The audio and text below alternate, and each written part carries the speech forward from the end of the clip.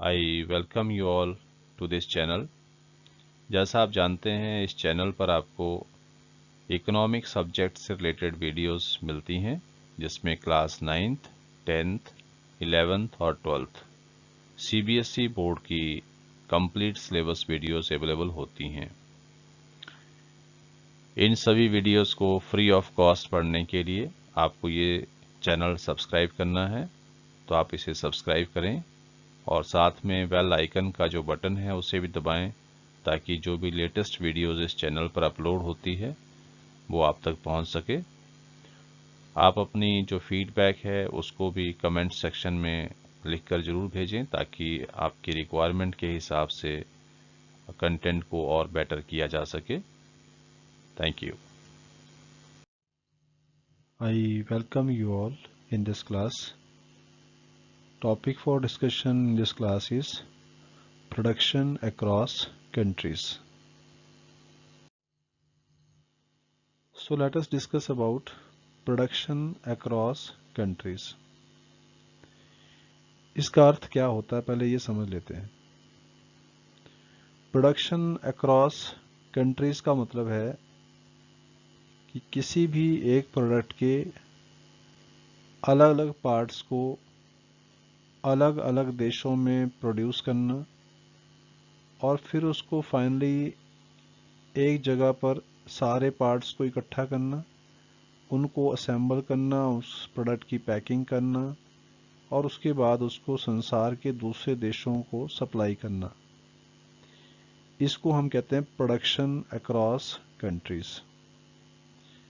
यानी किसी एक प्रोडक्ट का जो प्रोडक्शन है वो ना केवल एक देश में हो रहा है, बल्कि उसके अलग अलग पार्ट्स अलग अलग कंट्रीज में बनाए जाते हैं और फिर उनको एक जगह पर असेंबल करके उस प्रोडक्ट को बनाया जाता है।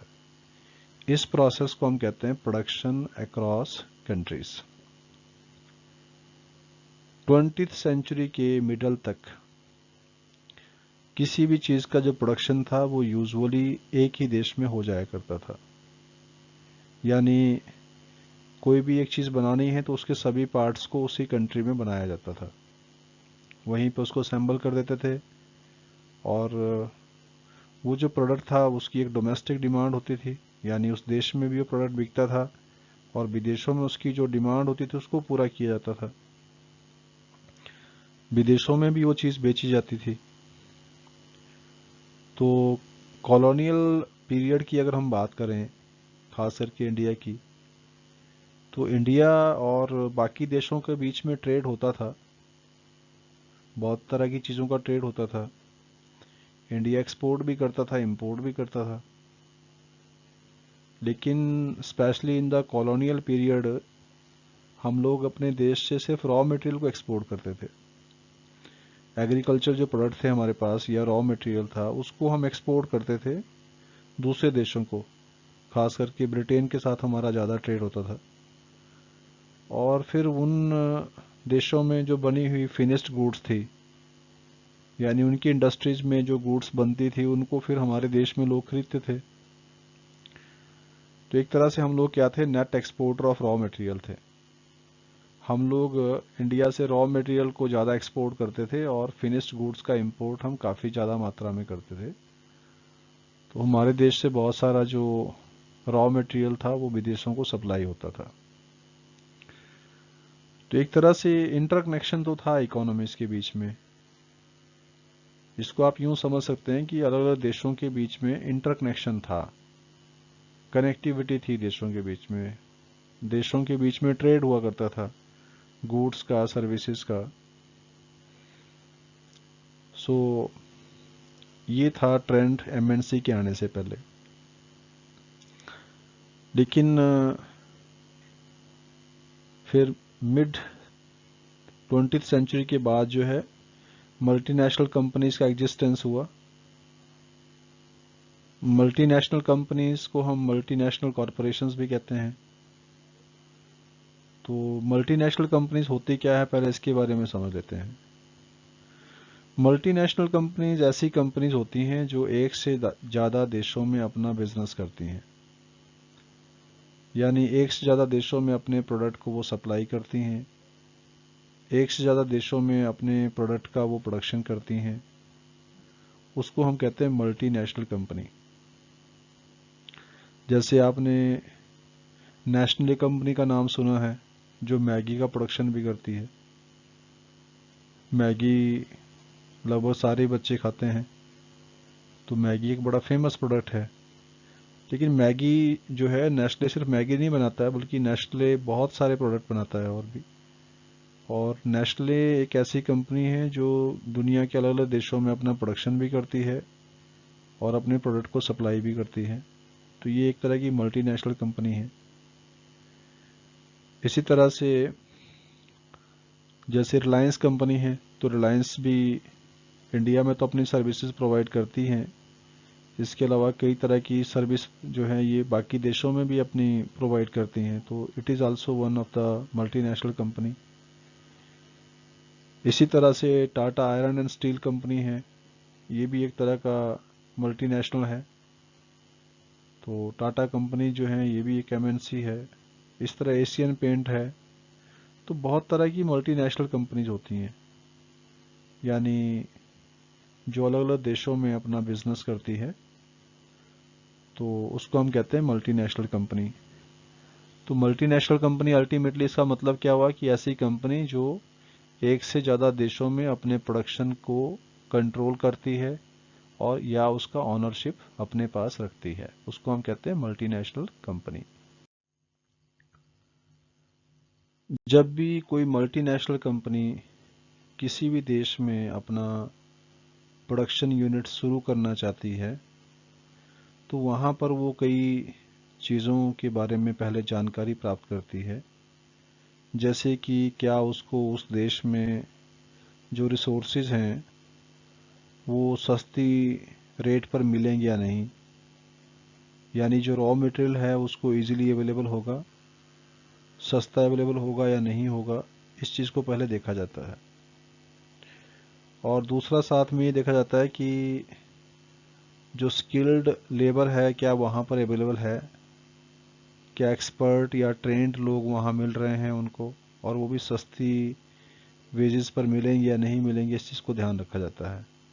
साथ ही अनस्किल्ड लेबर के बारे में भी जानकारी इकट्ठी की जाती है कि जो लेबर है वो वहाँ इजीली अवेलेबल है या नहीं है। तो प्रोडक्शन करने से पहले इस चीज़ का ध्यान रखा जाता है। और साथ में एक और चीज़ जो देखी जाती है वो होता है कि उस जगह पर जो है आसपास एक प्रॉपर ट्रांसपोर्टेशन है, कम्युनिकेशन प्रॉपर है, या इंफ्रास्ट्रक्चर सही तरीके से डेवलप हुआ है या नहीं। तो इस चीज़ को भी पहले वहाँ पर ऑब्जर्व किया जाता है। तो अल्टीमेटली हम इसको यूँ कंक्लूड कर सकते हैं कि मल्टीनेशनल कंपनी जब भी किसी दूसरे देश में अपना प्रोडक्शन यूनिट सेटअप करना चाहती है, तो पहले वहाँ पर वो देखती है कि क्या वहाँ पर रिसोर्सेज इजीली अवेलेबल हैं, सस्ती रेट पर अवेलेबल हैं या नहीं, क्या वहाँ पर स्किल्ड और अनस्किल्ड लेबर इजीली अवेलेबल है या नहीं, इस चीज़ का ध्यान रखा जाता है। और साथ ही वहाँ पर इंफ्रास्ट्रक्चर की स्थिति कैसी है, सही है या नहीं, यानी उनको प्रोडक्शन करने के लिए जो इलेक्ट्रिसिटी है वो अवेलेबल होगी या नहीं, और साथ ही जो बाकी सुविधाएं हैं ट्रांसपोर्टेशन की, कम्युनिकेशन की या स्टोरेज की, इन सब चीज़ों का ध्यान रखा जाता है। तो ये फैक्टर्स होते हैं जिसको मल्टीनेशनल कंपनी कंसीडर करती है अपना प्रोडक्शन यूनिट खोलने से पहले। अब मल्टीनेशनल कंपनी जो है आज उनमें एक ट्रेंड ये उभरा है कि वो ना केवल अपने प्रोडक्ट्स को अलग अलग देशों में बेचती हैं, बल्कि वो अपने प्रोडक्ट का ग्लोबली प्रोडक्शन भी करती है। अब ग्लोबली प्रोडक्शन करने का मतलब क्या है कि अपने प्रोडक्ट का जो प्रोडक्शन है वो अलग अलग कंट्रीज़ में करती है, और ये एक तरह से काफ़ी कम्प्लेक्स एक्टिविटी बन जाती है प्रोडक्शन की। तो आइए इसको हम एक एग्जांपल के माध्यम से समझते हैं। तो एक मल्टीनेशनल कंपनी है और इंडस्ट्रियल इक्विपमेंट का प्रोडक्शन करती है। इस कंपनी ने अपना जो प्रोडक्शन है उसको ग्लोबल कर रखा है, यानी अपने उस प्रोडक्ट का जो प्रोडक्शन है वो अलग अलग देशों में करती है। जैसे इस एग्जांपल में बताया गया है कि ये जो कंपनी है ये अपने जो प्रोडक्ट हैं इसकी डिज़ाइनिंग करती है यूएसए में, यानी अपने सभी प्रोडक्ट्स की डिज़ाइनिंग ये यूएसए में करती है। अब जैसा कि आप जानते हैं यूएसए में लेटेस्ट टेक्नोलॉजीज़ का इस्तेमाल होता है, तो लेटेस्ट टेक्नोलॉजी होगी तो उसमें डिज़ाइन बनाना उसके लिए इजी भी रहेगा और उसकी कॉस्ट भी कम रहेगी। और उसके बाद उसने देखा कि क्योंकि यूएसए में लेबर कॉस्ट ज़्यादा है या मैन्युफैक्चरिंग कॉस्ट ज़्यादा है, तो उसने एक ऐसा देश ढूंढा जहां पर मैन्युफैक्चरिंग सस्ती हो। उसके लिए उसने चाइना को चूज़ किया। तो इस कंपनी ने अपना जो प्रोडक्ट था उसका प्रोडक्शन कहाँ करना सही समझा, चाइना में। इसका कारण क्या था? क्योंकि चाइना में पॉपुलेशन बहुत ज़्यादा है तो वहाँ लेबर सस्ती मिलेगी, लेबर कॉस्ट वहाँ पे कम है, और साथ ही उसको चाइना में उसके लिए रिसोर्स भी मिल गए, यानी जो रॉ मटेरियल है उसको वो भी इजीली मिल रहा है। तो इस वजह से उसने अपना जो प्रोडक्शन का काम करना पसंद किया वो किया उसने चाइना में। और उसके बाद वो जो भी प्रोडक्शन वहाँ पे हो रहा है this is shift to Mexico and eastern Europe. तो चाइना में प्रोडक्शन किया, उसके बाद उसको शिपिंग की जा रही है उसकी, मतलब जहाज के जरिए उसको पहुंचाया जा रहा है मैक्सिको में और ईस्टर्न यूरोप के हिस्सों में, where the products are assembled and the finished products are sold all over the world. तो इन जगहों पर ये अपने उन प्रोडक्ट्स के जो अलग अलग पार्ट हैं उनको असेंबल करती है कंपनी, और उसके बाद वहाँ से उस प्रोडक्ट को दुनिया भर के बाकी देशों में बेचा जाता है।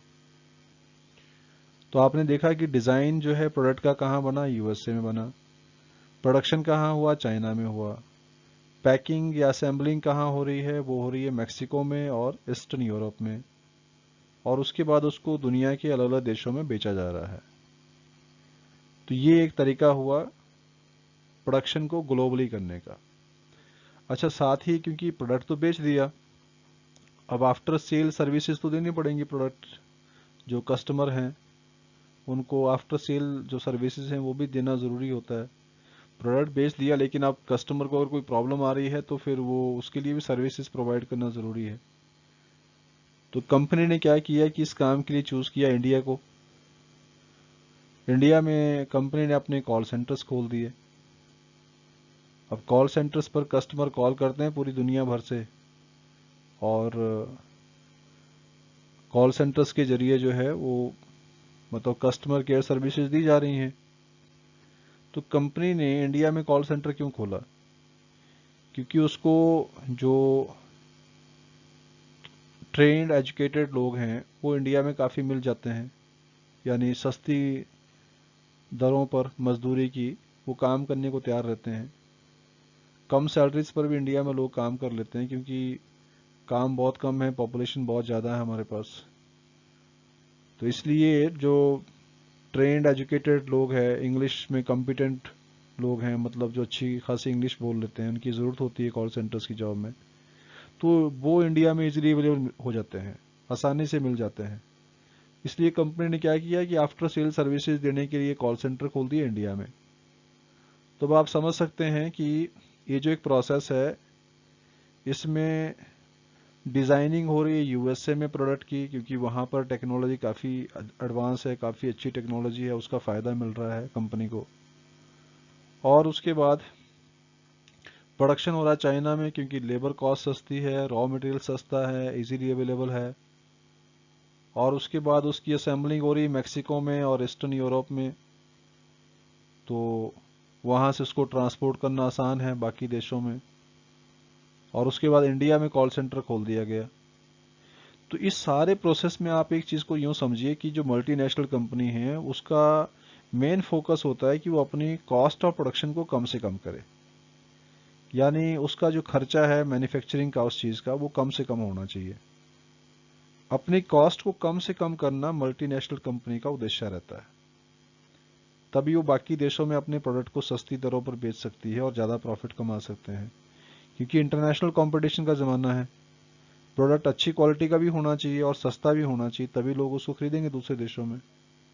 इसलिए मल्टीनेशनल कंपनीज की कोशिश होती है कि जो कॉस्ट ऑफ प्रोडक्शन है उसको कम से कम किया जाए और उसको ज़्यादा से ज़्यादा देशों में आगे सप्लाई किया जाए। सो ये एग्जांपल था प्रोडक्शन अक्रॉस कंट्रीज का। So that's all about this topic. I hope that you like this content. So dear students, if you find this content meaningful and helpful to you, then please share it to other students also, so that they can also be benefited from this. Thank you.